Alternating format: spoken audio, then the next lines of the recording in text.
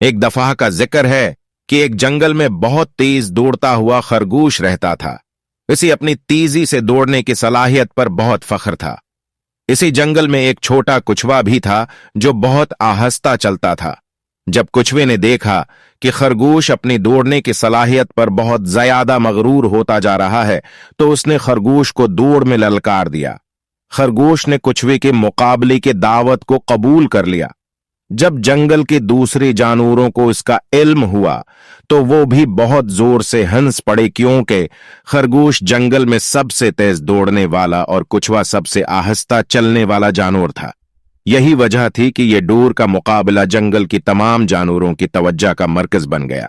इस मुकाबले को जीतने की यह शर्त रखी गई कि जो भी इस जंगल का एक पूरा चुकर लगा लेगा वो जीत जाएगा।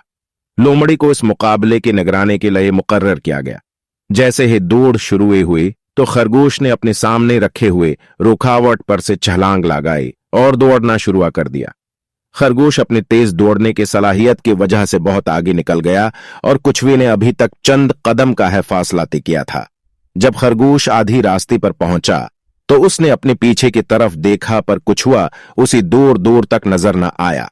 खरगोश इतना सफर तय करने के बाद काफी थक गया था, इसीलिए खरगोश ने कुछ देर आराम करने का फैसला किया और यह सोचा कि कुछवे का अब इससे आगे निकलना बहुत मुश्किल है।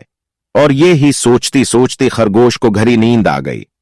दूसरी तरफ कुछवा आहिस्ता आहिस्ता चलता रहा और वो भी काफी ज्यादा थक चुका था, पर उसने कभी हिम्मत नहीं हारी और वो बस चलता रहा। काफी देर गुजरने के बाद जब खरगोश की आंखें कहली तो उसे कुछवा दूर दूर तक नजर न आया। उसने सोचा कि वो शायद उससे आगे निकल चुका है। यही सोचकर खरगोश फिर से अपनी पूरी ताकत से डोरा, पर इस वक्त तक बहुत देर हो चुके थे, क्योंकि कुछवा पहले से जंगल का एक चुकर लगा कर उस मुकाबले को जीत चुका था।